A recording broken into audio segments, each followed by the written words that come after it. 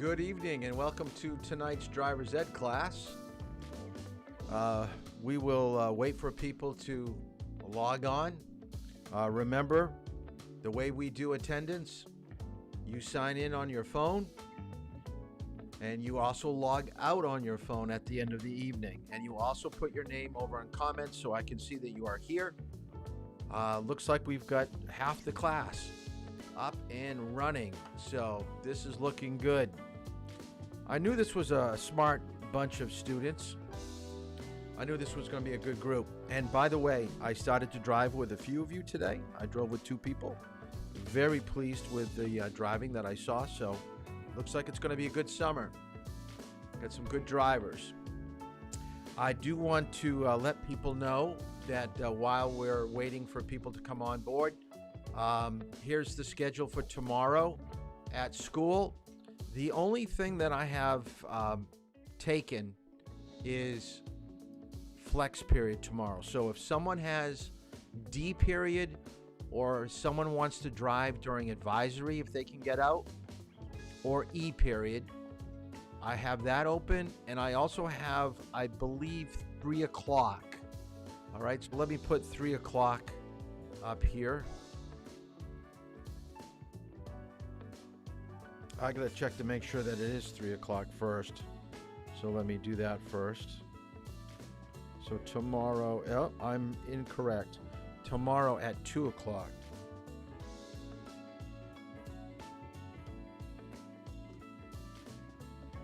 So that's the other time. So tomorrow, that's what it looks like. So if anybody has that free, I would love to drive with you. So D period, advisory period, E period, or 2 p.m. I have open for tomorrow. Tomorrow's class, when we do have it, I will schedule out the next 3 or 4 days. So tomorrow we will do Friday, Saturday, Monday, and Tuesday. And we'll start to get people loaded into those time slots. So I want to get most of you up and running. So we're still missing a few people. So I'm going to wait just a few more minutes before we get going, because I don't want them to miss anything. Oh, I just saw Cleo. I think it's Cleo. Oh, that's D period. Awesome. Well, let me see who else said that. And Luke said advisory. So let me just text back here.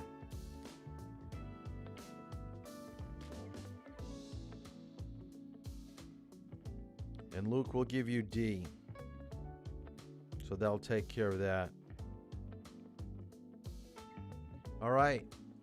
So I'm going to take care of the schedule at the end of tonight's class.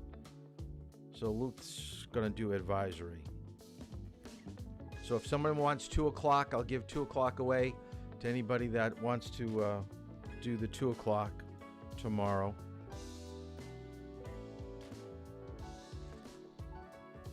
And like I said, we'll do that near the end. So let's kind of get out of the music like I normally do and get right into what we're going to be covering. So let's just do an overview of last night. So we talked about driver's ed. We talked about driver's ed being a 30-hour classroom, 10 hours of driving, 6 hours of observation. We talked about practice driving with your parents. You've got to do the 40-hour log. That's got to be completed before you can get your license. We saw some videos from a driving teacher, Andy Pilgrim, talking about commentating driving, explaining what we see through our eyes as we drive to let parents and the instructor know that you understand what is happening up ahead, and basically gives us an idea of how you're going to deal with the problem up ahead. We talked how every time that we get behind the wheel, if we're not paying attention, being distracted, you're either dangerous or you're vulnerable. So we're trying to put our best effort forward on driving in order to be a good and safe driver. Now, there was one video that I forgot to show you last night, and it was only about a 3-minute video, but they talk about the young driver and some of the challenges that you have being so young, where your mind is still being developed fully, some of the pressures that you may encounter with your friends in the car. So I just wanted to show you, it's only like a 2-3 minute clip. And then I wanted to get into licensing a little bit more involved in what we talked about last night. So let me show you the clip that I forgot to show you last night. So let's take a look at teen driving. Now, take down notes. They're going to give you three challenges that you're going to have as a young driver. So please write down these three challenges. For many, adolescence is the healthiest period of their lives. Teenagers are close to their peak in strength, reaction time, immune function, and other health assets. Yet mortality rates increase by 200% from childhood to late adolescence. What is causing this spike in mortality? One possible explanation is that teenagers make risky decisions that place lives at risk. Researchers are studying developmental processes that occur during the teen years, focusing on different ways that brain development relates to adolescent risk-taking.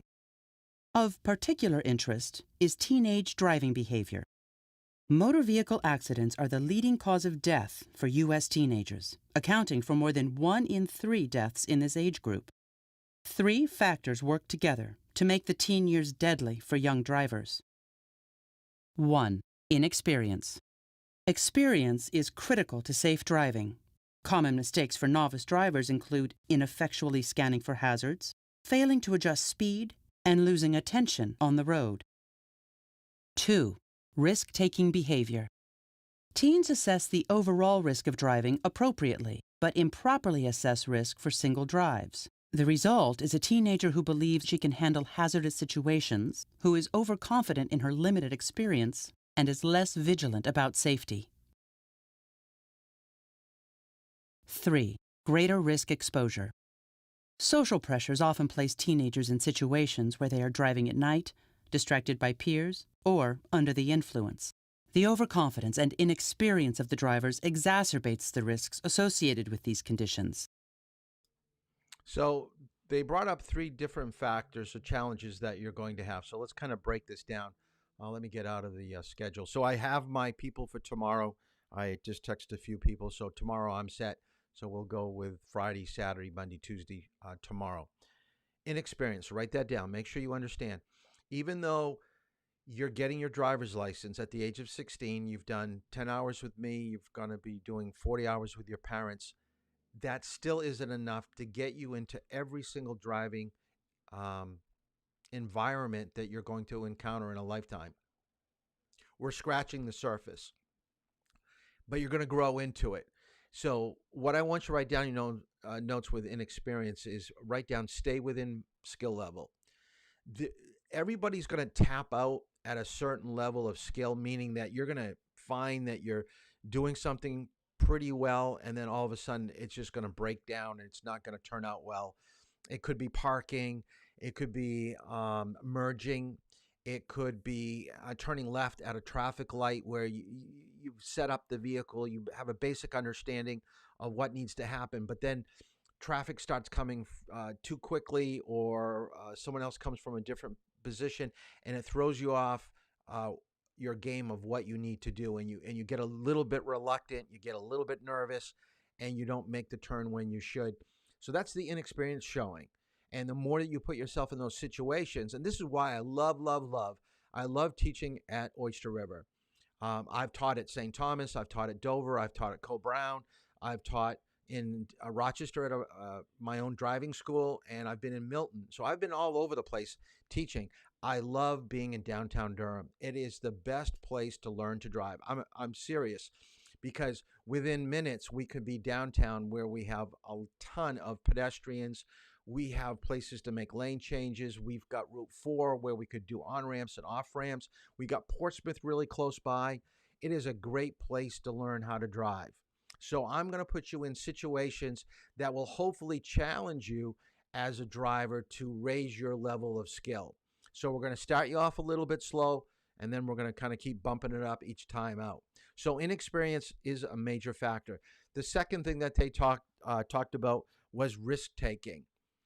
Because most of you, have good reflexes, you have good eyes, and your mind moves a lot quicker than someone my age or even older, 70 or 80, uh, it's going to put you in some bad situations where you're going to think that you're okay, and in reality, you're in the unsafe territory. So be very careful about pulling out into traffic, passing people probably when you shouldn't, trying to take a parking spot that's relatively too small. I mean, you got to say, okay, I really probably can't fit into that spot, because you don't want to take a chance of, hearing metal hit metal, or hitting a curb and popping a tire. Those are just decision making. That's judgment. That comes with experience, maturity. So your risk taking is saying, nah, I'm good. I can do it. So inexperienced risk taking kind of go hand in hand. And the last one they mentioned is greater risk exposure. Think about once you get your license and driving next year, when are you going to be driving? You're going to be doing most of your driving after 3:30. You're going to be in school from early morning to late afternoon. So you may drive yourself to school, but your free time is going to be, 4, 5, 8, 9, 10, coming home from practice, coming home from work. So late at night, people are fatigued, people are under the influence. So you're going to put yourself in a situation where the other drivers on the road probably aren't going to be the best either. And putting you in that mix of drivers is going to be a little bit of a challenge. So that's what I wanted to show you last night, but we didn't get a chance to. So hopefully you've got that in your notes. So remember those 3 factors, because I may ask you a question a little bit later about that. All right, let's kind of get right into licensing. This is why you're here. You want to be that guy that's got a car for his birthday when he turns 16. So we're going to talk a little bit about owning a car, licensing a vehicle, registration, inspection, just getting out on the road. The first thing I want you to write down in your notes, and this is from the state manual, and I have to explain this a little bit because most people kind of take it for granted. Just because you're paying for driver's ed does not guarantee you're going to get a license. It means you're taking the course, and I'm going to do my best to give you the information that's going to get you to the point where you can pass the knowledge test and you can pass the driving test. But like we said, with attitude and effort and really working at it, some of you may not get it on the first try. It may take your second, your third, your fourth try. And remember, you could just keep going back. Now, they may push back when you can actually get your license, but you just keep retesting until you show that you've got the necessary skill to be out on the road. So driving is not a right. You don't pay for the privilege. You've got to earn that privilege, showing that you are a safe, responsible driver. The other thing that you may not be aware of is that your parents really have a lot to say about having a license. They signed you up for this driver's ed class. They've given you permission to be here. They also have to give you permission to get a driver's license if you're under the age of 18. So let me tell you how this works. Now, hopefully your parents aren't listening. If you mess up at school and you get failing grades, if you don't clean your room or do chores, or you start hanging out with a crowd your parents aren't very comfortable with, your parents can contact the DMV and have your license put under suspension. You didn't break a violation of traffic law. You're a good driver, but your parents don't want to be responsible for you anymore. They can affect you and your driving. And then they're going to have to, or you're going to have to pay to get your license reinstated, which is around $55, $60. And then you get your license back. Your parents have a lot of pull until you're 18. The state manual that I provided from the state to you basically covers the basic laws, rules, and regulations for driving. Does it cover everything that you need to know? Absolutely not. There may even be questions that you ask me that I don't know, but I'll do my best to give you the information that I know, or I will ask some experts in the field on traffic law that may know the vehicle code a little bit better than I do, and we'll try to get you the correct answer. The most important thing is that if you have a doubt or a question, you should try to find what the answer is. That's your job. That's everyone's job. A few other things. I want you to write down suspension and revocation. What do they mean?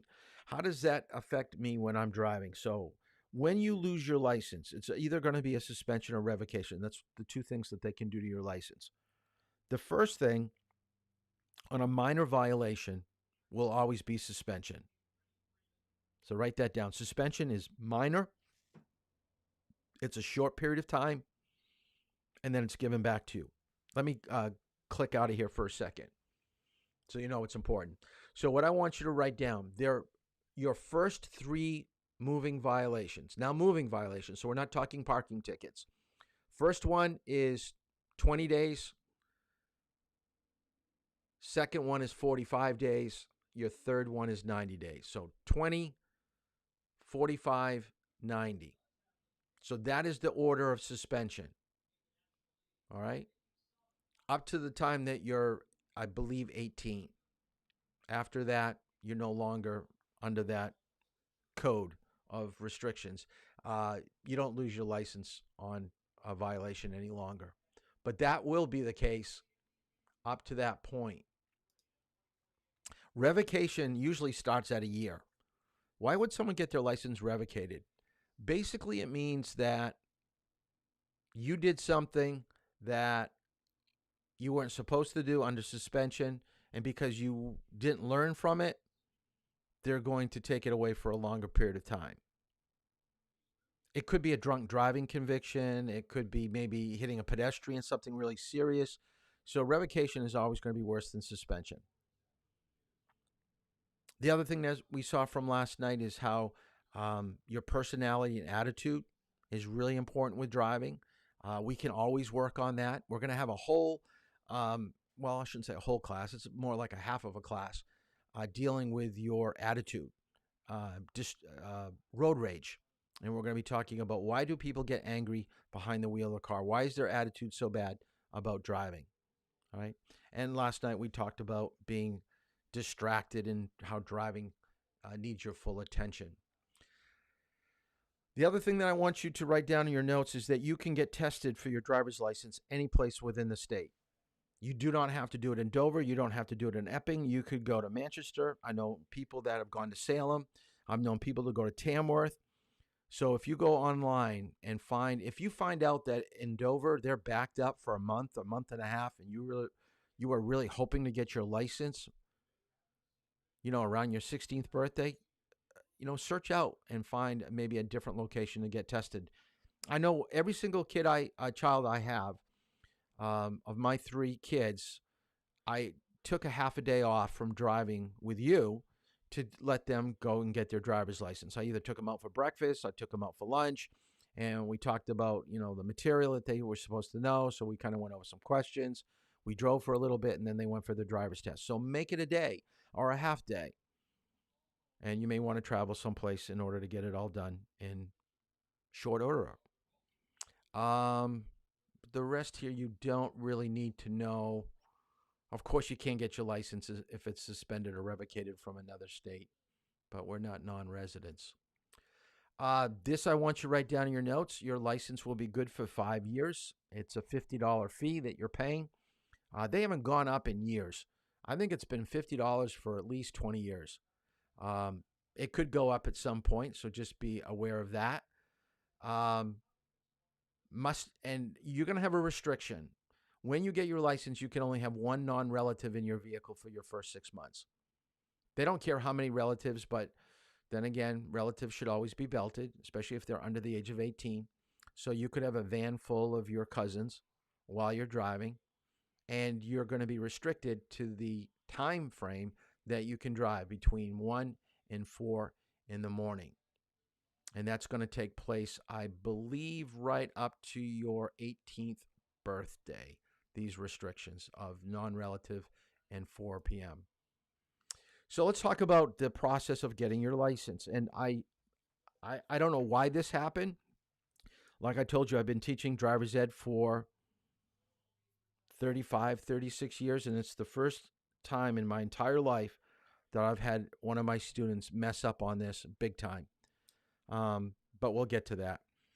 Application, I gave you the feed or the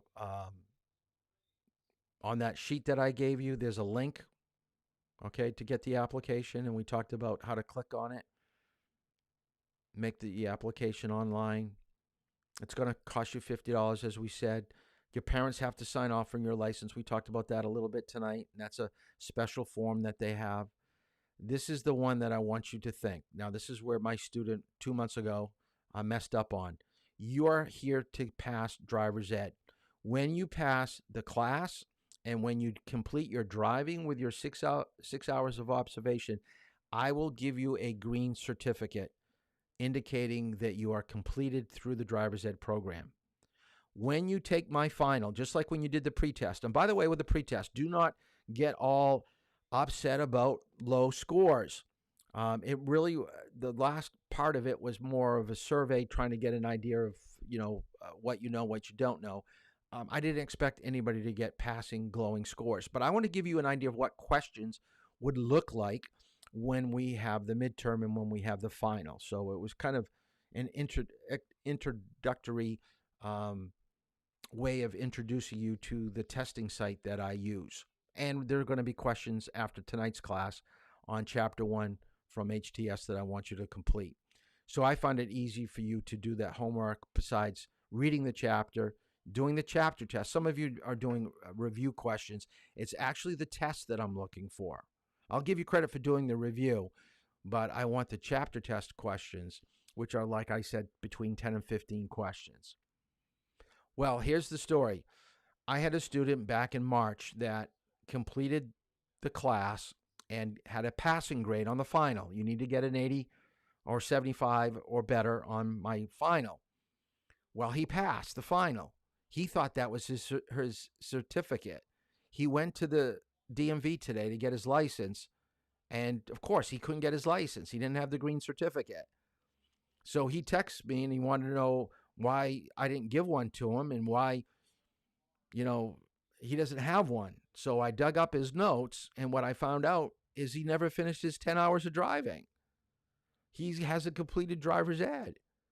So you've got to make sure you're completing the class on July 22nd, having all your work in.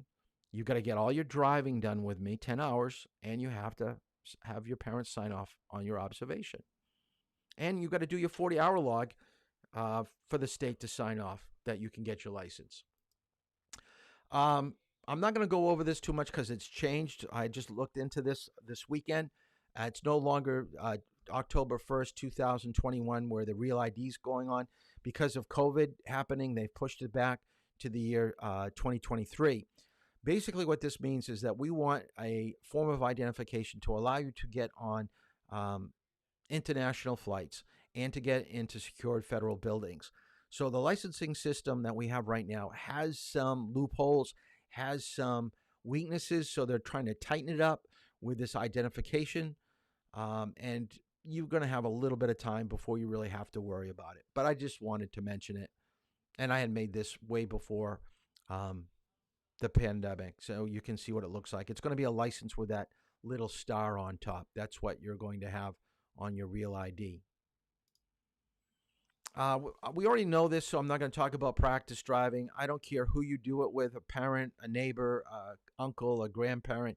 Just make sure that they are 25 years of age and they do have a valid license and you stay within the borders of the state.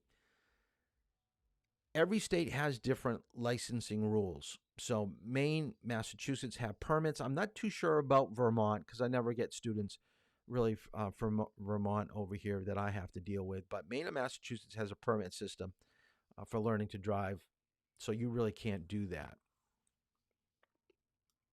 Now, if you've been doing it and your parents are fine with it, that's totally up to you. But I just wanted to let you know that states don't really look favorably on it. And if you ever had any type of crash, then who knows how the insurance company is going to interpret what's going on. Do want you to write this down because this is important. 2 forms of ID. You need to bring your original birth certificate, and some of you have given me your copy of your birth certificate. Some of you have not, so please forward that along. Just text a picture of it and send it to me. I've been able to put everybody that is on screen right now into my contacts, so I know that you're here. A vehicle that is in good operating condition should be driven to your testing site, and it's preferable that you take one that you are familiar with. So I wouldn't take my grandparents' car that I've only driven twice. I'd take my dad's car that I've driven at least 30 hours on. Okay. And remember, you're bringing the vehicle for your test. It's not what the state provides. They do not provide a vehicle for you. Here's the testing site in Dover, and I just wanted to show you a picture of it. Notice the sign. Some people that take their driver's test when they come back to the testing site forget to read signs. I had a few people today. Very important to read signs.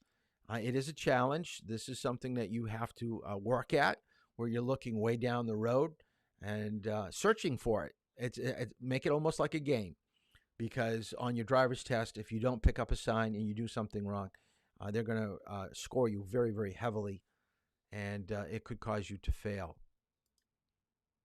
Okay. Have all your paperwork in order when you go to the DMV. So we just mentioned an application, your parents' DMV parental form sign, my certificate that I give you. You've got your fee. You've got your 2 forms of ID. You got it all. Okay. The last 2 things here I want you to think about is get rested. Think about it as a job interview. So I would always go for my driver's test. I had my kids do this. Dress like you're interviewing for a job. You're serious about driving and getting a license. Plus, you're going to get your picture taken, hopefully, at the end of the process. And that's what you're going to have to live with for the next 5 years. So, dress up a little bit. Don't wear a T-shirt that's got a whole bunch of holes. And by the way, you can do that. But remember, first impressions mean a lot. And I think, a good first impression would be someone that is, rested, clean car. I just think it goes a long way. About planning your day, understand that even though they tell you to show up at, let's say, 9:30, there's still going to be a little bit of a wait in line, and it takes some time for you to take the test and then to get out of the car and drive. It's not going to be something that's done in like a half hour, 45 minutes. It's going to be, at best, maybe a little over an hour, maybe an hour and a half. And if it gets really bad this summer, it could probably go a couple hours. This is how it used to be. You used to be given a number, but now they're trying to schedule people online. So they've gone more automated, but you do wait a lot at the DMV. This is the process that they will test you. So when you walk in and you give them all your paperwork, the first thing that they will want to know is, are your eyes good enough to pass a driving test?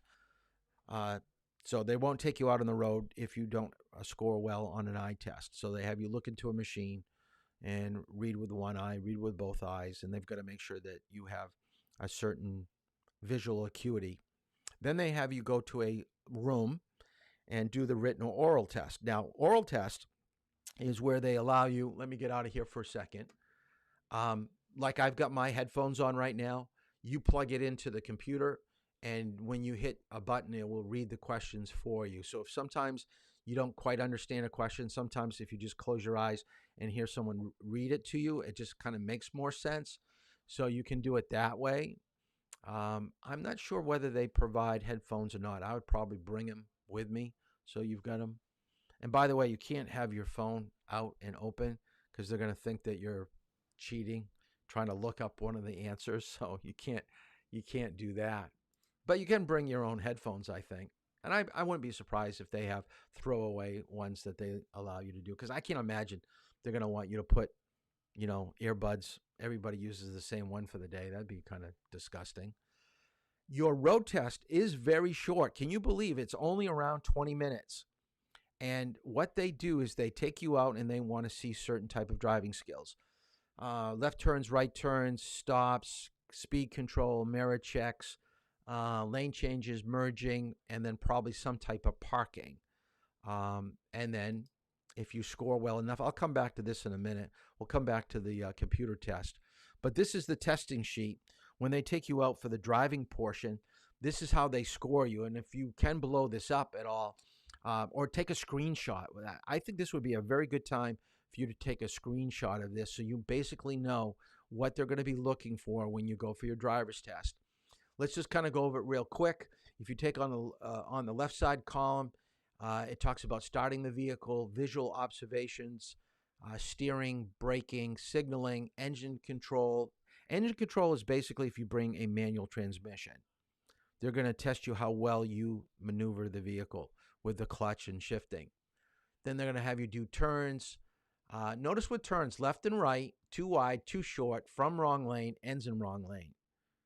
Okay, so for those of you, and I've only driven with 2 of you today, so just think about the 2 of you that drove today. When I took you out, I was looking for the way you were making turns, how you were stopping at stop lines, how you were using your mirrors. So don't think it's not that big of a deal that a turn wasn't that great, because here it could be 5 points needs improvement.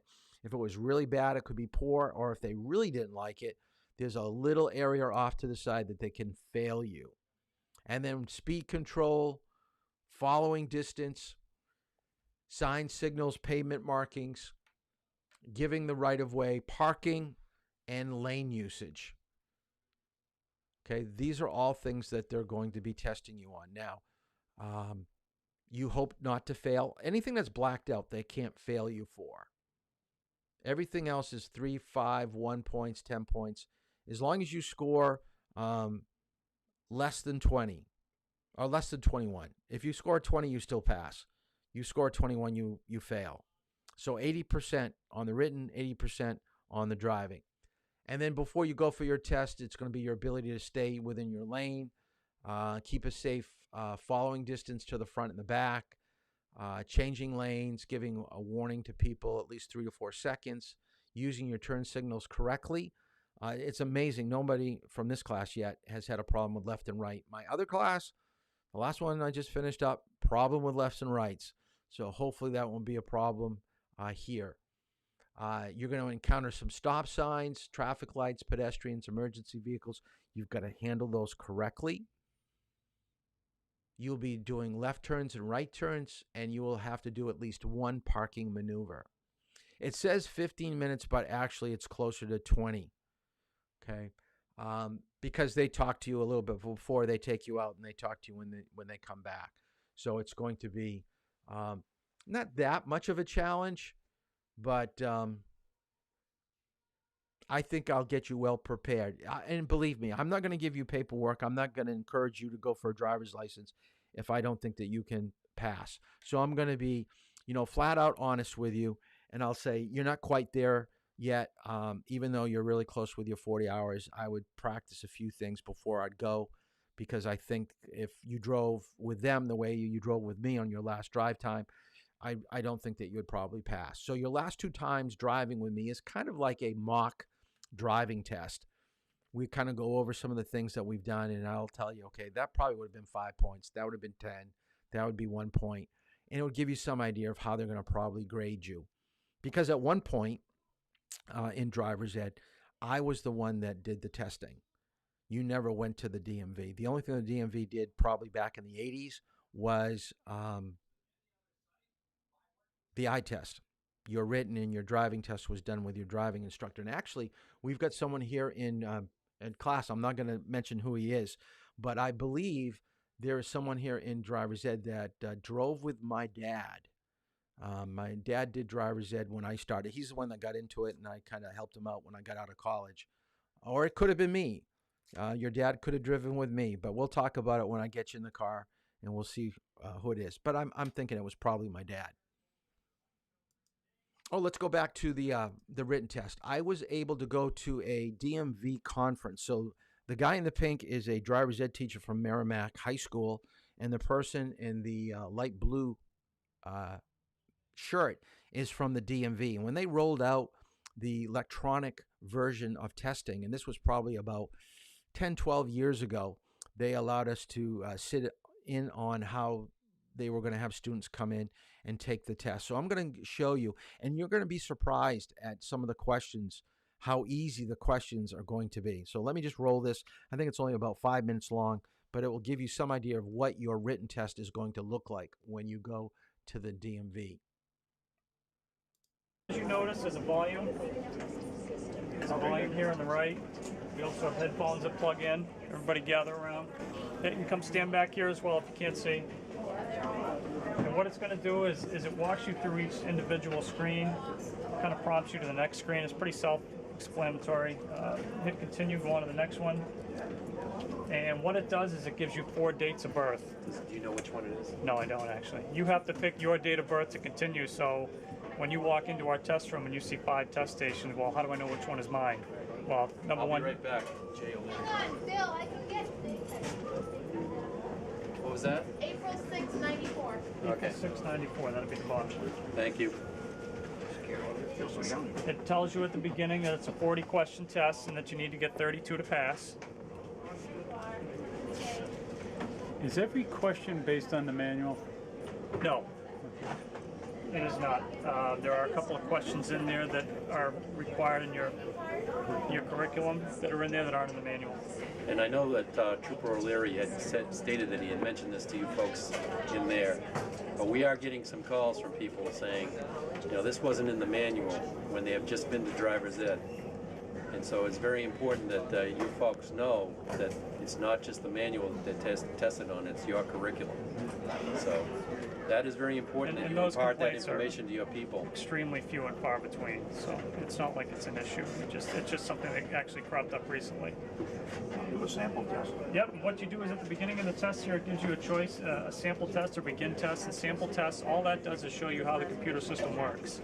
So if you go ahead and hit sample test.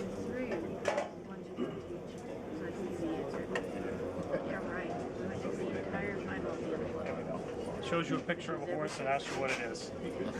Pretty simple.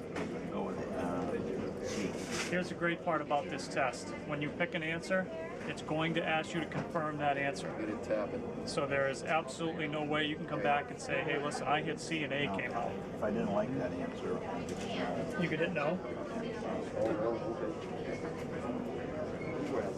yep, very good. There you go.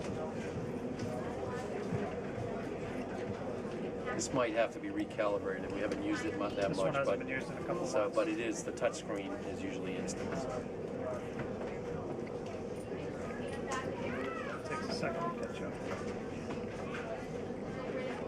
That'll ask you to confirm your answer. Is that correct? And at this point, because it's just a sample, it's not going to tell you if you got it right or wrong. It's just so that you know where to touch the screen and what pressure to use, things like that.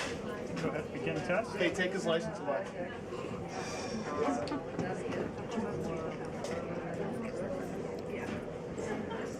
Yep, it's good. You know where that is? It's What about the volume? Oh, there it is. non-authorized area and building beyond. It's going to ask you to confirm your answer. It's like a big warehouse. Behind 33. Yeah, on the left-hand side, you drive down the road, you got to down the road between the old Probably have to record it. It hasn't been used in a while. Yep, it recognized it. It'll just take a second. Explain to them. But as you go, it'll have your time at the bottom, and there's a lot of great features that were built in with this system. Number one, the quick pass fail, like I said, when you get to the point where you no longer need to continue, whether you're passing or failing, it'll let you know. Skipping the question portion. If the power goes out, here's a great question. When this system stops, and we've had it happen a couple times already, it stops the time, stops you at that question. When the power comes back on, you go back to your machine and you start with the date of birth all over again, and then as soon as you select the first question you left on, the time starts up again. And we've been doing this since, we've had this system implemented here since April. I think we've had maybe That's a pretty 3 people simple time out on question. tests. Doesn't happen I very mean, often. checking around your vehicle Can we get before you videotape the move whole it. thing I so that mean, you can have 30 of the questions? it's multiple choice. You're basically just eliminating. Can we do that once you on know that it's all just what, not 2,000 5B. different tests that you have? You forget the time. My students need all the help they can get, Jay. Come on. Yeah. You know what it was like, Jay. Come on. I'm just afraid Gordon's going to end up by It losing his recognized it. license. It's just going Well, how really do you know slow. what recognized? Because you can see the yes change. Oh, I see. Yep, it depresses it. This sign, please. Okay, we should all know what that sign is, right? I mean, multiple But you choice, see, you these, should be this able test to has figure a lot out. more visual aid than the paper test did. No parking. Okay, one thing that I forgot to mention, okay, write this down in your notes, is that of the 40 questions, 10 will be related to signs. So 40 questions, 10 on signs. If you know your signs inside and out, then basically it's down to 30 questions. And missing 8 out of 30, that should not happen. That should not happen. The other thing that you need to know, and I don't know if you picked it up, I know the sound quality wasn't the best, is that once you get 32 questions correct, the test ends. So you may not even take a 40 question test. Most people will get it done probably in about 12, 13 minutes, maybe 15 max. So to go over, 32 questions, that you're going through it pretty quick. You probably, when you walk in there, you should know your stuff if you've taken driver's ed and you've paid attention. Now, talking about paying attention, what I want to do right now is to make sure that we still have people here, because I looked during the video that we lost a few people. I see a couple people just jumped on. So to make sure that you are still here, I want you to text me, what are the 3 parts of your state driving test? All right, so right now, text me on your phone, what are the 3 parts to your state driving test?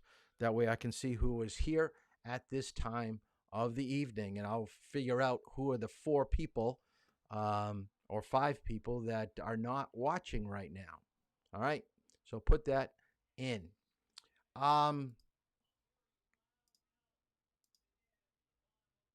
Let's go through some of the classifications. To get a driver's license, we call that an operator's license. You're getting a youth portion of it, which is a subcategory. It allows you to drive a vehicle up to 26,000 pounds.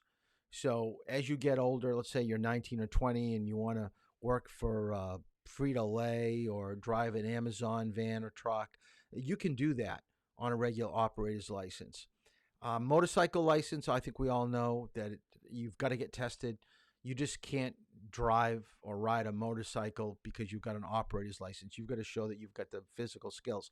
Now, you're not going to do a written test for a motorcycle license because laws are laws. So it doesn't matter whether you're driving a car or a motorcycle or a motor-driven cycle. The reason why they have these classifications is to make sure that you have the skill level in order to operate these vehicles. The only restriction that I want you to be familiar with is really the first one. So write down B as corrective lenses. If you take the eye test and you can only pass it with eyeglasses, then you're going to have to wear eyeglasses all the time that you drive. I wear glasses. I have to have them on. Mechanical aid would be somebody that may be paraplegic. Prosthetic aid is someone that only has maybe one leg. That's good to know for people or for police, because they really probably shouldn't be driving a manual transmission, because if you've got a fake leg, you really can't feel the pedals that well, so you may not have a sense of how much you're pushing down. Automatic transmission would be for someone that has a mechanical aid. So a lot of these are kind of related. Outside mirrors are for people that are hard of hearing. They've got to rely on their sense of eyesight rather than hearing.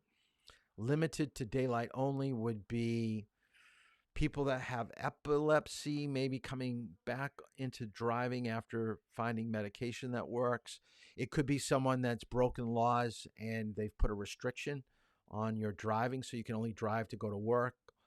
And I believe this isn't IID anymore. I believe it's Z, and that's ignition interlock device. And we're going to talk about that when we talk about drunk driving. So that's kind of license restriction. Your license is going to run out 5 years from your date of birth. It's going to be right on your license, and it's going to cost you $50 every time that you renew. Remember, it's your responsibility to renew your license, and about 2 months before your license is to renew, you'll get something in the mail telling you that it is time to get it renewed. I have to get mine in July. So all of a sudden, all the people are texting the answers, so this is good. This I want you to know for the midterm and final, so please write this down. Anyone driving a motor vehicle in New Hampshire must have with them a valid license and registration certificate. All right, so your license you keep on your person or in your in your purse. If it's a registration, we keep it in our glove compartment.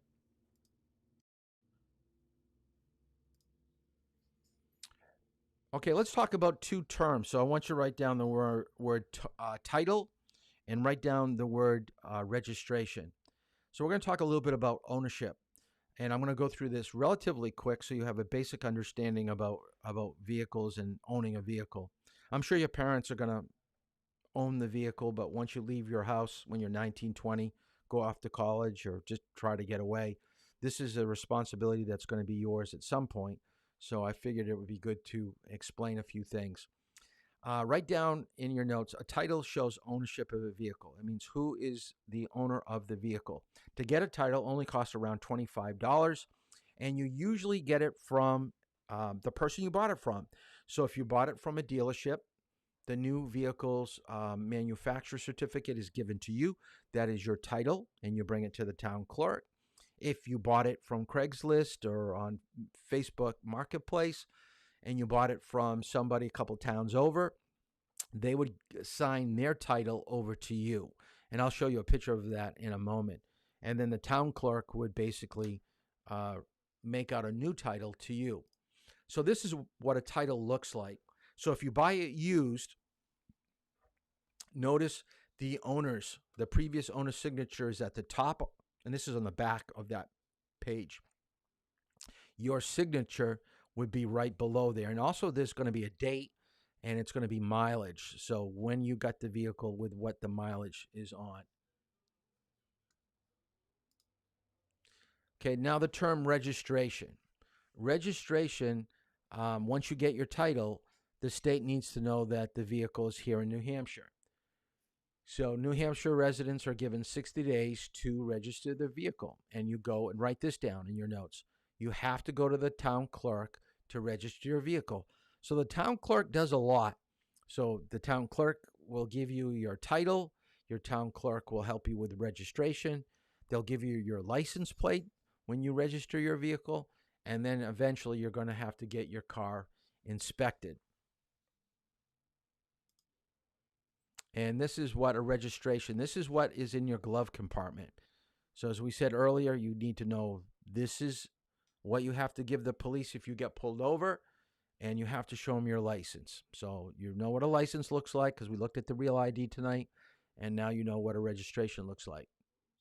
And by the way, registration, I think this is the next slide, is basically how much does it cost to register a vehicle? Well, it's based upon the year of the vehicle, how much it's really worth, how long you're going to register it for. It doesn't have to be for an entire year. Like you may register your convertible only for warm summer months. And also there's going to be a license plate transfer fee. So the newer the car, write this down in your notes. The newer the car, the more expensive. The older the car, the least expensive it's going to be. I would probably say if you're dealing with a car that's 2 or 3 years old, that's got a little bit of value to it, you're looking at a couple $100, $200, $300. And if it's probably 6, 7 years old or older, you're looking at around 100 or below. So the year and the value of your vehicle really comes into play. And remember, you have to do this yearly. So I want you to think about this. How many of you, and you can put this in the comments on YouTube so I can see if you're still here on YouTube. How many of you have at least more than 2 vehicles in your driveway at home? So the question I'm asking, you got to go yes or no.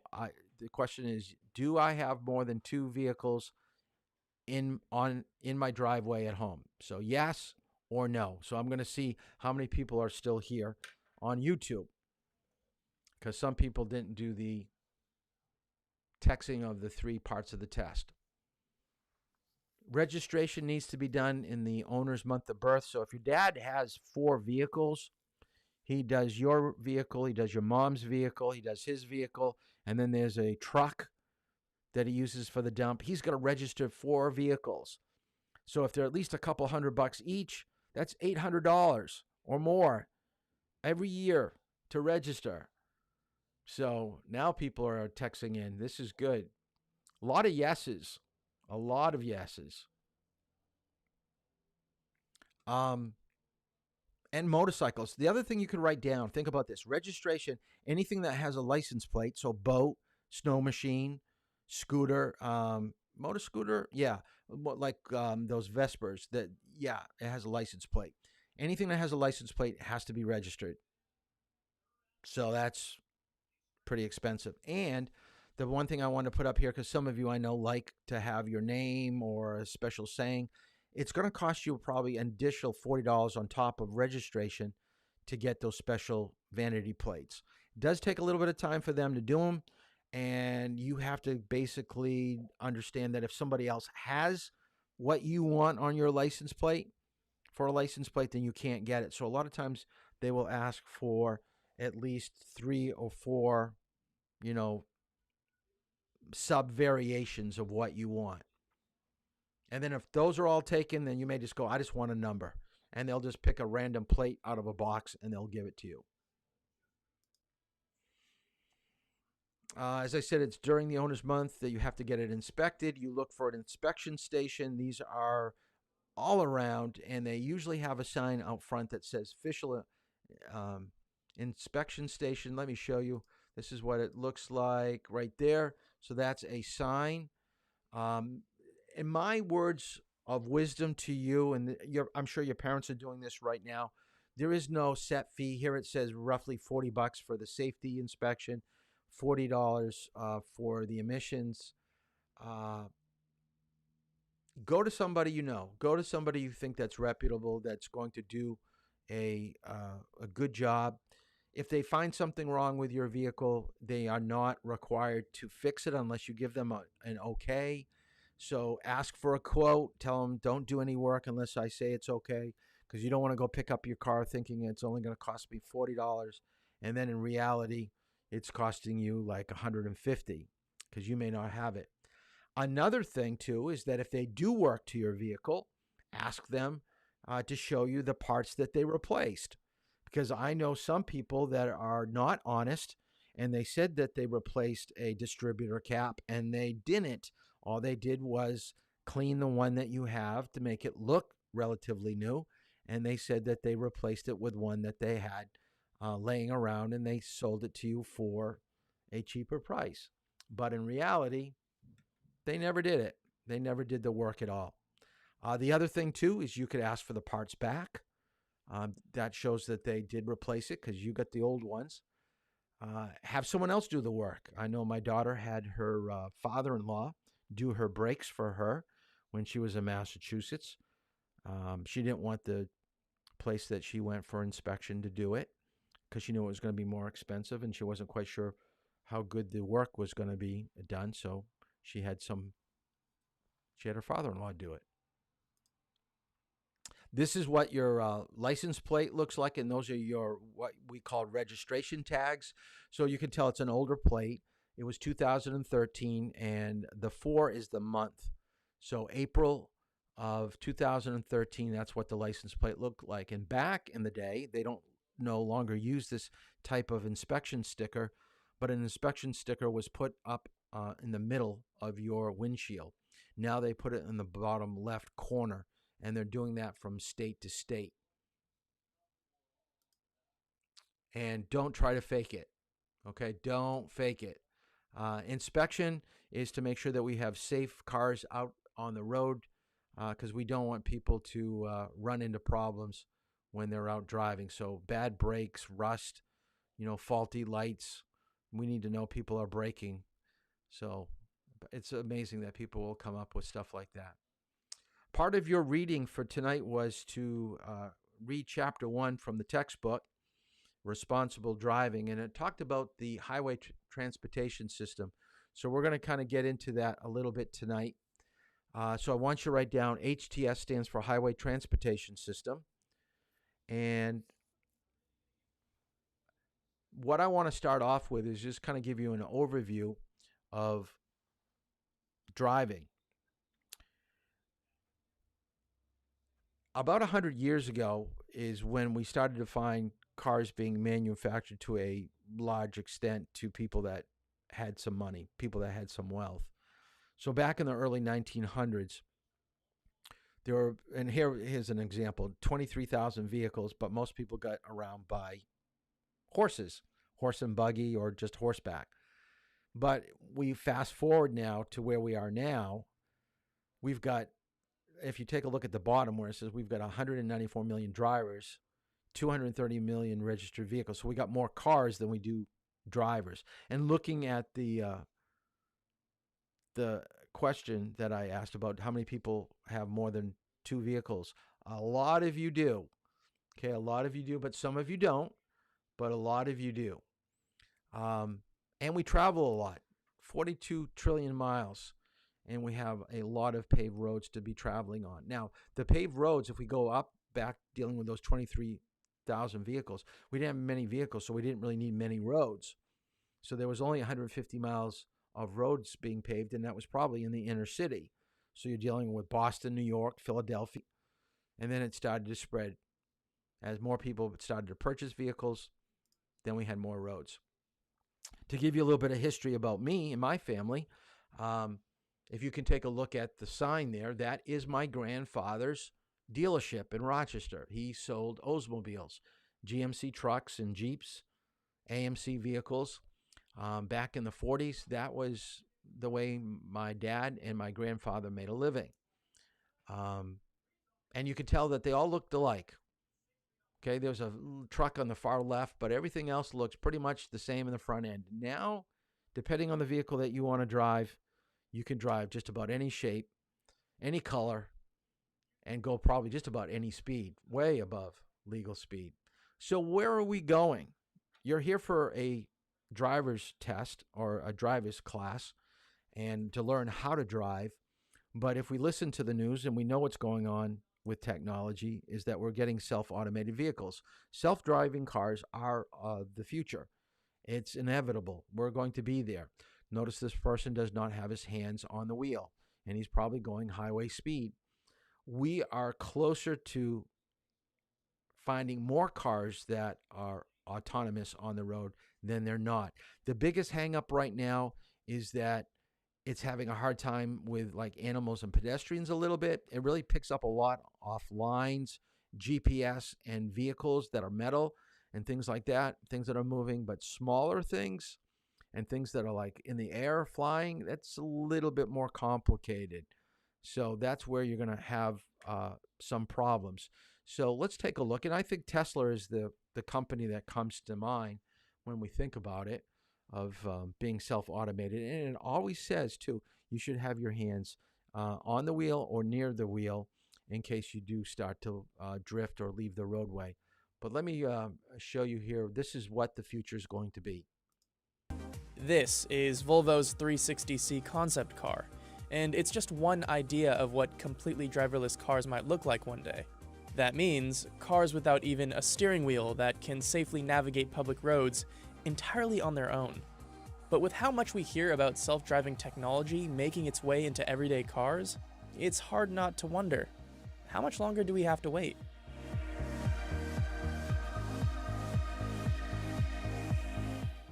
Understanding just how far we've come with self-driving technology can be a bit tricky. To help define how sophisticated the automated technology actually is, the Society of Automotive Engineers classifies these systems using 5 levels. Level 1 is driver assistance, where the vehicle is able to control steering or braking, but not both simultaneously. Level 2 is partial automation, where the car can assist with both steering and braking simultaneously, but your attention is required on the road at all times. Both Tesla's Autopilot and General Motors' Super Cruise are examples of this. Level 3 is conditional automation, where certain circumstances allow the car to handle most aspects of driving, and the driver has the ability to temporarily take their eyes off the road.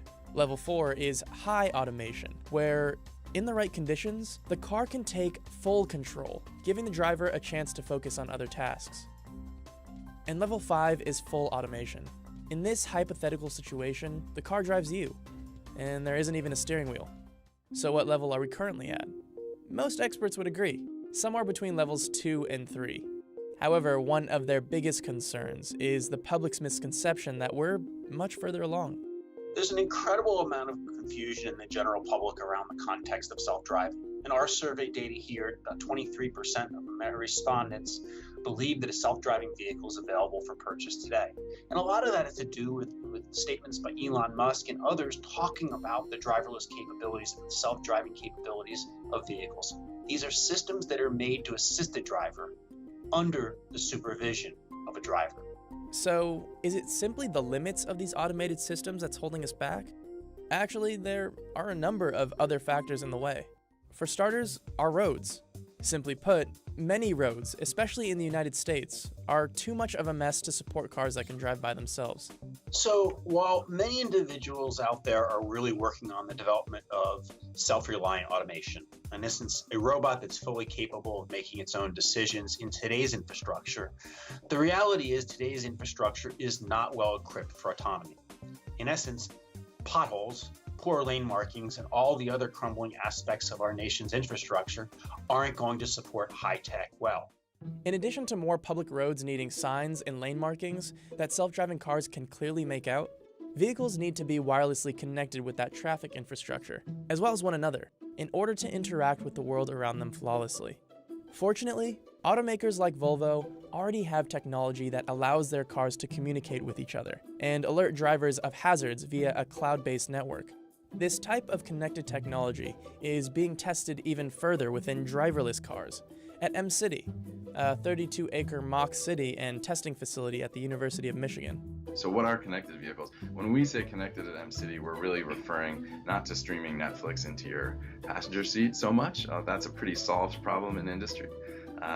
But in how vehicles and infrastructure can be connected together for lots of other benefits like safety. The idea is a low latency way for vehicles to tell other vehicles and anything else that wants to listen where they are and where they're going.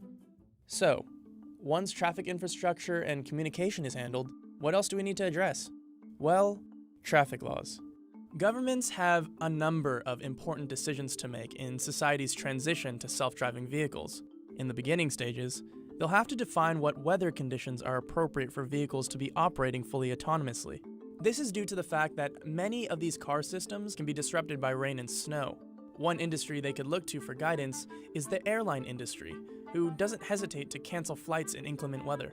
They'll also have to initially find a way for autonomous vehicles to safely navigate public roads amongst traditional cars. A possible solution could be designated lanes, similar to the high-occupancy vehicle lanes found on highways and bus lanes found in certain cities. The government's kind of leaving it up to states to decide what's going on, just because the technology's so new and they still don't really understand what it's going to look like in the end. Once the government does fully involve the federal government, they're gonna have to speak to lobbyists, people that represent truck drivers and taxi commissions. They're gonna realize that a lot of jobs could be lost, and that's gonna be difficult. And then also liability. If these cars are on the roads and they're getting into accidents, like who is liable? With all these things considered, back to our original question: how soon until we have self-driving cars? I'd say within the decade, it's gonna be on highways, but if we're talking about being able to take your car wherever you want across the United States, being able to travel through New York City and sleep the whole time, I don't think we're anywhere close to that. Probably several decades away from that. Car makers and tech companies are very heavily focused on the context of driverless technologies. Now, I'm not saying that that's not the future. It is the future. But as many have begun to admit publicly, that future is further away than anybody's realistically considered to date. We as humans are really good at predicting the future. We're not so good at the timelines. And the timelines to driverless technologies changing how I live and move is probably in the order of several decades, if not further away. How close are we to the Jetsons car? We're still a ways away, in my opinion. It isn't really a matter of when these technologies will arrive to me, but can we be ready and utilize them in the best way possible? Okay, we're actually further along because this video I think is at least 6 or 7 years old. And with technology, things are just moving so quickly because every car manufacturer is trying to, get ahead of the next person. So things are accelerating a lot faster than even what they said in this video, but I thought it was very interesting to see what your future is going to be. This is something that you're going to have to contend with probably in your 30s and your 40s. And then maybe when you have children, how are they going to get around with driving? Is it going to be a fully self-automated vehicle? I don't think we're going to always, I don't think we're going to totally get rid of, gas-powered engine vehicles, because I think there's always going to be that feeling of independence and having control and, the smell of gas. But I really think that, and I drive a hybrid for driver's ed, and I'd love to get an electric car and have some of these automated features in a vehicle for you to experience. But there's still a thrill of driving a manual transmission that is a gas engine. And I think they'll always be around because people still collect antiques from the 40s and 50s and even later than that. But I thought that would be interesting for you to see. Let me get out of that. Okay, I want you to write down the reason why we have an interstate system. So I want you to write down the U.S. interstate system is based upon a grid. And the interstate system goes north, south, and east and west. I think the interstate that we're familiar with, it's so close to where we are in Durham, is Interstate 95. And Interstate 95 goes from the middle of Maine down to the tip of Florida. It's one of the longest roads. And then we have roads like Interstate 80 that goes from the East Coast to the West Coast. So our interstates go north, south, east, west. If it goes north, south, it will be an odd number like 95. If it is an even number like Interstate 80, it will go east, west. So that is the basis. And as it says up here on the board, the reason why we've built these roads of multiple lanes is to relieve congestion, and we want roads to be safer. And if we actually ever get to self-automated vehicles, then safety will take place because no longer will there be human error. It will be computer error. And I imagine there will be some computer error, but I don't think by far it will be as great as what we have for human error. The next thing I want you to write down, and I will test you on this, I want you to understand that there are three parts to the HTS. Okay, the first one is people, the second one is vehicles, and the third is roadways. So people, roadways, vehicles. So I want you to know the three components to the HTS. So let's break down each one. The first one, dealing with people, is that you now, as being a driver or learning to drive, once you put yourself in the driver's seat, you are responsible for you, any passengers that are in your car, and for people that are on the outside of your vehicle, as in pedestrians and other roadway users. Everyone that is out on the roadway has a different attitude and thought process of what should be done and what could be done. So everybody right down has different physical skills and mental skills. Think of an old person walking across the road. They're not going to walk as quickly as someone that is younger. Same thing with a person that is older in a vehicle. They're going to probably drive the way that they move. They're going to move slow. They're going to drive slow. A high school kid that runs out of the school to get into his car, he's running. So when he gets in his car to go downtown, he's probably speeding. So your physical skills are really closely related to your mental skills. And just as we know older people age and they have dementia, they have Alzheimer's, that some of these traits will start early in their age, like 50s and 60s. So they may forget to stop at a stop sign. They may forget what color the light is. They may forget what the road is. Is it a two-way road or a one-way road? So understand that people are going to be making mistakes when they drive. Once you're out on the road, it's your responsibility to not get involved with other people's mistakes. Okay, just don't, stay away from them. Find a way to change your lane, to go slower, to speed up, to get away from them. So as much as I hate saying driving is like a video game, it kind of is. The only thing is that if we crash the car, we don't get a new one that comes back up on the roadway and we drive away. Just like on a computer game, it comes up on the screen. So people is really important. And the youngest age I think you should be concerned about is any child that can walk independently. When a child is like 2 or 3 and they can walk independently, they don't have the mental skills to figure out how fast a car is coming or what the intention of what a vehicle is. So when a young child is in a parking lot or at the end of a driveway, they will probably make mistakes. They will maybe stumble out. They may go after a toy. Even let's kick it up to someone that's 8 or 9 on a bicycle, may not have the best reasoning skills of, pedaling faster to cross traffic. Whereas all the cars on that roadway will be stopping, but the bike doesn't stop. He thinks that he doesn't have to stop, so he's just going to pedal faster and go in front of a car that's moving. And then the car is moving faster than he anticipated, and he gets hit by the car. Now, of course, it's going to be the bike's fault, but that doesn't help you because you've just hit a bicyclist. You're going to have that image in your mind forever, and it can be terrifying. What I want you to see here, and I want this on YouTube so we can all kind of laugh and see what people come up with. Now, you cannot use any of the examples that I have given up here for vehicles.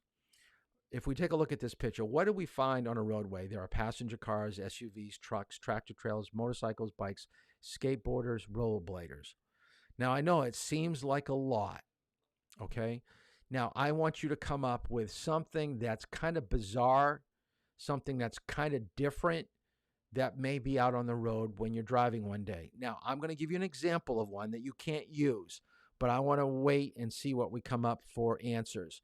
So this is what I want you to do. Come up with something that you may see on the road at some point when you drive.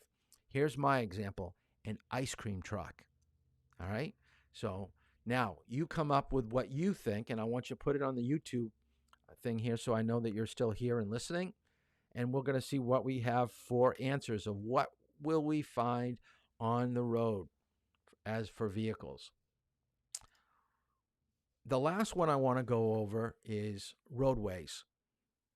Understand that not every road is built the same as the last road that you were on, meaning some are really taken care of, some have a great amount of effort to have it. And we're going to be talking about slope, or what we call banked. Roadways are, even in this roadway, there's a slight bank to the roadway.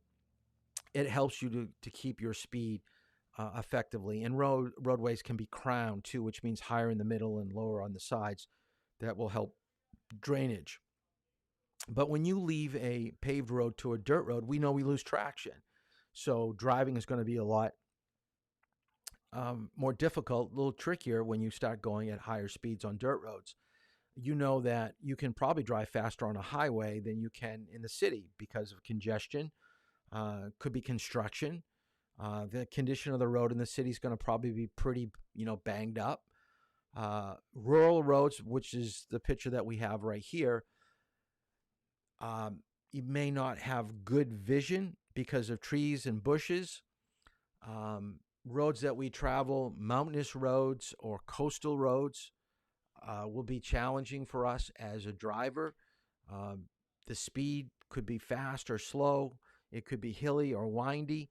So we have to be able to drive in all different types of driving environments. So every road that you turn onto, you've got to, find out, the speed, what you should be traveling. And then you've got to really start working on your positioning within that lane. Could you imagine that we wake up one morning and we find out that the government doesn't have any more money to fund the police? And they said, we're going to just spend all our time with serious crime. We're not going to really be patrolling roadways and pick up people rolling stop signs, driving 5-10 miles over the speed limit. Those are minor violations. So we're going to let people kind of police themselves. We're going to let everybody drive the way that they want to drive without any regard to traffic law. What do you think would happen out on our roadways? You're going to have some people that would still want to go certain speeds because that's what they've done in the past, and they're going to go, 30, 35, 40, what it used to be. Then you're going to get people that go, hell no, I'm going to go a lot faster. I'm going to go, twice the speed limit. And then you're going to get older people go, hey, they took my driver's license away because I wasn't that great of a driver anymore. Well, since there are no traffic laws, I'm going to get behind the wheel of the car and drive. So now we're going to have older people that really can't drive out on the roadway. That is the reason why we have traffic law and a traffic code, is to bring everybody together and to kind of agree with some basic principles of how to drive safely. Of course, there are going to be people that are going on either end of the spectrum of speed. Of course, there are going to be people that are going to be on either spectrum of their skill as a driver. But for the most part, I think we've done a pretty darn good job of making sure our roads are safe. So in your notes, what I want you to write down is that you need to understand that we have a federal, state, and local responsibility of passing laws and rules in order to make our roads safe. And we vote locally for town matters. We vote on a state level for what is happening here in New Hampshire. And even on a grander measure, we're voting for people like state senators to hopefully bring some government money back in order to do some infrastructure. And that's the big term right now in Washington with the latest president of getting money for the infrastructure. And I think we can all agree that our roads need to be better. And when roads aren't safe, we're not safe. And we have to do a better job of building better roads and coming up with better material, because we have done a pretty good job with cars. Cars have done a huge, huge improvement of the way that they're built and how we've included airbags all around and some of these safety features that we've talked about in order to make us safe. But I wanted to show you one last little clip here of how roads can actually be dangerous. So let me show you how roads can actually put us in harm's way.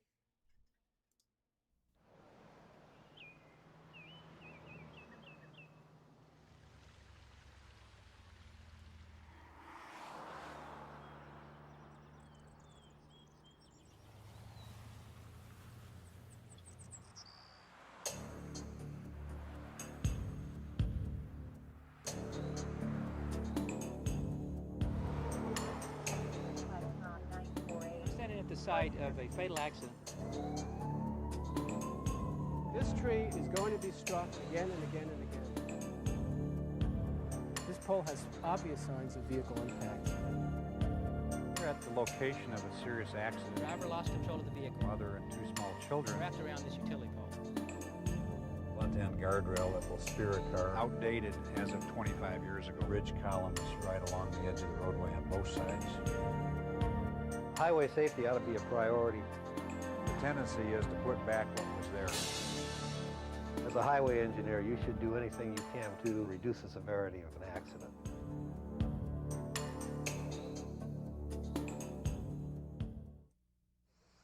This location may seem harmless to drivers that use it every day, when in fact it can be deadly and is loaded with roadside hazards. For example, the large tree located just inches off the edge of the pavement. The utility pole on the outside of the curve.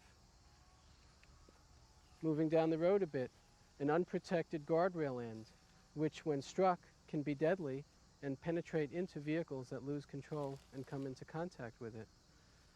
And over here is another large tree located just about 1.5 feet off the edge of the pavement, and in fact was the site of a fatal crash just last year. Each year in the United States, we have a large number of deaths and serious injuries resulting from single vehicle crashes into roadside obstacles or roadside hazards. This has been a problem that's been with us for a long time, and it continues to be one of the leading causes of death and serious injury in this country. Before about 1965, or around that period of time, the highway engineering profession's primary mission was to make a safe roadway. There was also the feeling that once you got off that roadway, you're on your own. It's up to you to get out of the perilous situation. It's their job to provide a good roadway and your job to stay on it. About in the late 60s, the philosophy changed to, if a vehicle goes off the roadway, as a highway engineer, you should do anything you can possible to either get them back on the roadway or reduce the severity of an accident. We learned a lot in the early days of the interstate system, how to make these roadside features less hazardous. And so today, the modern interstate system exemplifies the designs that eliminate most serious roadside hazards. And since we've built many miles of interstate system in the United States, the problem has shifted somewhat. But we still have a very serious problem on the many miles of secondary road that are still out there. The most dangerous roads we have now are our rural secondary roads. They have the highest fatality rates. There's where you have very little opportunity to recover if you run off the road. Almost half of all serious roadside hazard crashes occur on curves. Curves to the left are especially hazardous. Signs and pavement markings can help guide drivers around curves, but even where curves are well delineated, drivers can still lose control. And putting signs on roadside hazards isn't the answer. We need to do a lot more than that.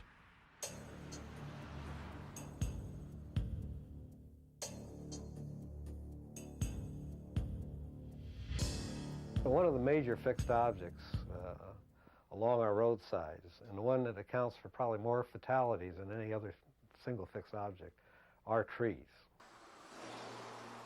This is an example of the most common problem in the area of roadside hazards, which is trees near the edge of the pavement, especially on curves. On this curve, there are trees right up against the edge of the pavement, and compounding the problem here is a complete lack of protection against drivers striking the trees. The trees are directly in line with any vehicle that loses control around that curve. After trees, utility poles are the most frequently struck object in fatal roadside hazard crashes. Every year in the United States, over 1,000 people die in crashes with utility poles.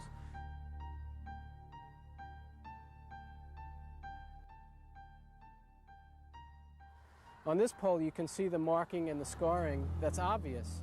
This pole has been hit many times and is located in a way that will guarantee it will be hit again in the future if it stays here. The way to deal with this problem is also obvious. Utility poles can be set much further back away from the road, creating a clear zone. Utility lines can be buried underground, eliminating the use of poles altogether. And the use of breakaway utility poles is an option. It's appropriate to remove isolated trees that are located in dangerous locations. However, trees and poles are often located in groups, and when this is the case, it's often more appropriate to shield those objects through the use of a safety barrier. Guardrails are the most widely used type of safety barrier, but they're not used often enough to keep cars away from trees and poles. They're very effective, but if guardrails aren't installed properly, they can become hazards in their own right. One problem can be that while they're keeping cars away from one obstacle, they can direct them right into another. This guardrail has been placed in such a way that while it provides adequate protection in some areas, it actually leads vehicles directly into the base of a very large tree, which is very dangerous. The way to correct the situation is to extend the guardrail past all objects on the side of the road and only end or terminate once there's a safe place to do so. We have here a guardrail that's supposed to be protecting you against the bridge rail, but in actuality it runs you right into the bridge rail if you hit the guardrail. And as we can see, that bridge rail has been hit many, many times. The proper design is to have the guardrail out in front of this bridge rail and attached to it, such that you have a smooth transition from one to the other. Another problem is the end of the guardrail itself, which can become a hazard if it isn't installed properly. We're at the location of a serious accident with a mother and two small children that went off the left side of the roadway and hit this guardrail. This end treatment, which is like a knife edge, will impale a car, and that's what happened in this accident. The car hit the end of the guardrail, and it actually went up through the firewall into the passenger compartment of this car between two small children. This kind of guardrail is outdated as of 25 years ago, but still there's a lot of these around the country, thousands and thousands of them. Most modern guardrails have a type of end treatment that prevents the impalement of a car. Burying the end of a guardrail can prevent impalement, but it's not the best answer because it can create a different hazard. The solution to this problem is to make the post breakaway and make it essentially an energy attenuator.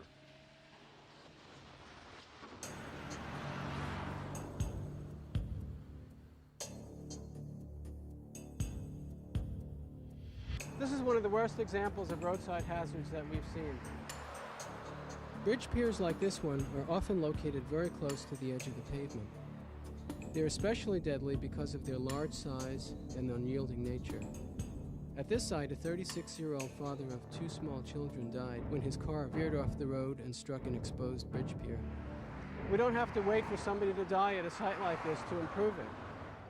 What we had at the site before was an exposed bridge pier that was extremely dangerous. Any vehicle running off the road coming into contact with that area of the bridge could result in devastating injuries. In place now is a properly designed guardrail that's attached to the exterior of the bridge pier. Along with that guardrail is a proper and safe end treatment that allows for a gradual deceleration of vehicles that run off the road.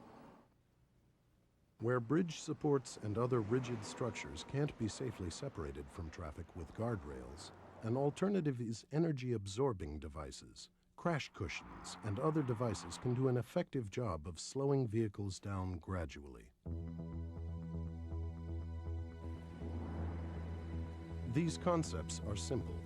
Wherever possible, provide a clear roadside that allows drivers a chance to regain control if they leave the road. If a clear zone isn't possible, make sure posts are designed to break away in a crash. And any remaining hazards should be separated from traffic by properly installed guardrails or other energy-absorbing barriers. We at the federal level ran a highway safety improvement program. Under that program, we provided funds to the states to improve high accident locations. That turned out to be a very effective program. Fixing roadside hazards is important because it can prevent a momentary loss of control or a minor crash from becoming serious or life-threatening. Engineering safer roads must become an even more important part of the national strategy to reduce deaths and injuries, now that speed limits and travel speeds have increased. There are funds available for renovating and improving highways. It's very important that some of those funds be allocated to fixing the roadside hazard problem. Obviously, we can't fix them all at once. Therefore, it's very important for highway departments to have sensible priority schemes so that they can decide which ones they should fix first. Roads are built by civil engineers, and civil engineers are civil servants, and they tend to do what the public wants. The only way you can get the state and local government to enhance safety on the roadway systems is for the public to want that enhanced safety. And I think they do. Next time you're out on a country road, take a closer look. If you see hazards that shouldn't be there, especially on curves where loss of control is most common, ask yourself why. The answer is that for too long, solving this problem hasn't been a high enough priority. Raise the priority and help make safer roads. So you can see that roadways do pose a challenge for us, especially when we get off the really well-maintained city roads and highways. When we get on the back roads, some of these curves and hills really put us in danger's way. And one of the first times I take you out driving, we stay on some back roads in Durham, Lee, and Madbury. It gives me a sense of your positioning and do you really recognize some of these situations that we're in and how dangerous they can be, because it doesn't take much, especially if you lose control of your vehicle, to get right into some of these telephone poles, large trees, stone walls. And that's why crashes are so violent on back roads, because there's nothing there to protect us. Now, a few things that I want you to know is that those yellow signs with those black arrows, okay, write this down in your notes. It's called a chevron sign. And with chevron signs here in New Hampshire, the more signs that you have is the sharper the turn. In some states, the thicker the black arrow is telling you how sharp the turn is. Now, those signs are really located at sharp turns, not so much during the day, because we do have kind of a clear view up ahead what's happening. But if you start to do more driving at night to get those 10 hours done, you're going to realize you don't see the road far away. So any signs that are illuminated will give you a heads up to what is happening up ahead. So at night, those signs are really telling you, slow down, it's going to the left, or slow down, it's going to the right. And if you see up ahead of you a white sign with red chevrons, that is indicating there's a stop sign that you don't see, and the road goes left or right in a little bit.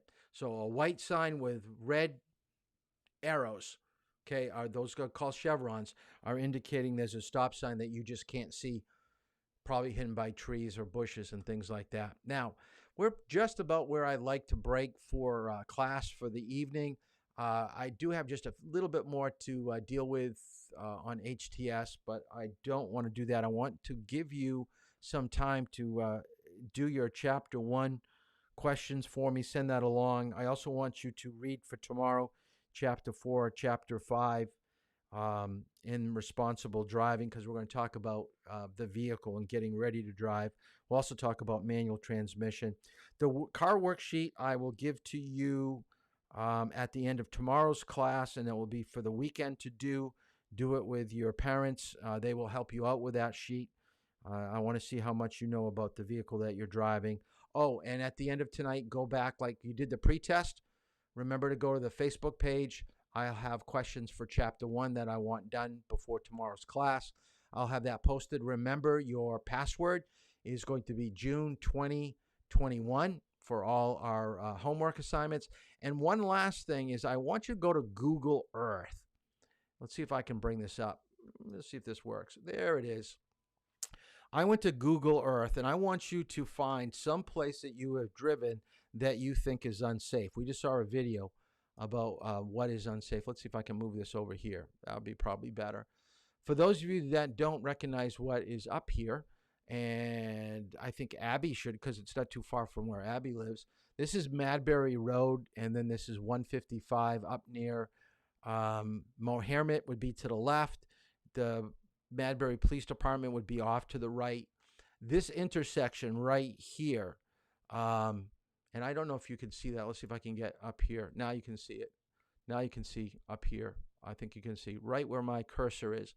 This is very dangerous. There are a lot of crashes. So what I would like you to do for part of your homework, it should probably only take you about 5 minutes, maybe 10 minutes, is go to Google Earth and try to find a place locally that you've driven or have been a passenger that you think is unsafe, and send me a picture, a snapshot of it, and let me know what makes it dangerous and what could change. So I'm going to tell you what I think could happen with this picture right here is that there should have a flashing light at this intersection. And I believe you can see the grass right here. I think they should widen the road, okay, to make it where people that are coming out from Townhouse Road right here, okay, it would be a little bit safer. So they got to redo the width of the road with a flashing light. Would be so helpful. I don't know if it should be a changing light, but I think a flashing light would be definitely a lot better. I looked at some of the things that you came up with that you're going to find on the road. I love some of these party bus, three-wheelers. Most people don't come up with that. The one that really took me was, I had never seen unicycle, but that would be correct. And then Cleo, a parade float. Awesome. I have never thought of that, but you could. You could be coming upon a parade and it's working its way around the downtown part of Dover or Portsmouth. Absolutely. It's going to be slow and it's going to be wide. Excellent, excellent, excellent. All right. So that kind of brings us to the end of where I want you to do some work on your own now. So in about 5 minutes, I will have it posted on Facebook, remote Facebook page. So remember, for those of you that still haven't accepted, you got to go to your sheet. Let me get out of here. Remember, you need to go and ask to join the remote Facebook page for Toll Driving School, and that's where you're going to find worksheets and questions. So Chapter 1 will be there in about 5 minutes. do the Google Earth, do your reading, chapter 4 and 5. So this is now time for you to kind of buckle down and think about what we've covered over tonight. We talked about registration, titling, inspection, licensing, suspension, and revocation. So we went over a lot tonight. So hopefully you took good notes, and it will serve you well for the midterm that will be coming up in a few weeks. So that's it for tonight. Tomorrow we'll do more scheduling. I've got enough people for tomorrow for driving. So we'll see you tomorrow at 7:30, and we'll talk about getting to know your vehicle, all the different controls and levers and buttons and things like that. And manual transmission, how to drive a manual transmission. We'll talk about that. So that's it for tonight. Have a good night. And if you got any questions, feel free in the